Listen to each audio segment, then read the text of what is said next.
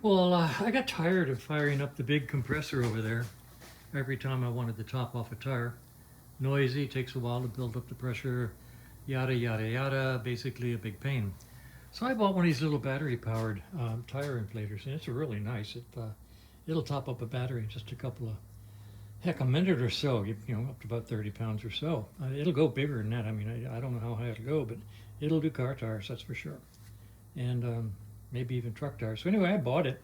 The only problem is that when I turned it on, let's hold that on there. Okay. In the bright daylight, you can't see this display. I mean, you go outside and it disappears. Let's go over here some bright daylight and try to see. Can you read anything there? I can't. So I modified it. You might notice you can read that one now because basically this came off. Okay, now, so what I did is I took my Dremel tool and I cut off these red filters that made it next to impossible to see. And so now I can use it inside and during the daylight. And you can actually take it outside and actually see the displays.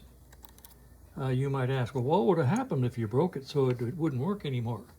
Bottom line, it wasn't working anymore before because I couldn't use it outside because I couldn't see it.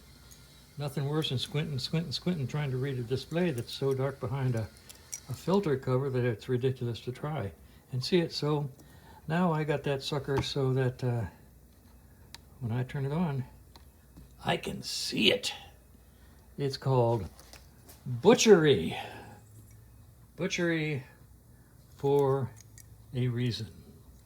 And besides, if I had shorted something out that killed it, I'd throw it away. I don't care. I'd buy another one. All I do is ask if it can be seen during daylight before I buy it. So anyway, that's just me browsing it a little bit. And now I got work to do.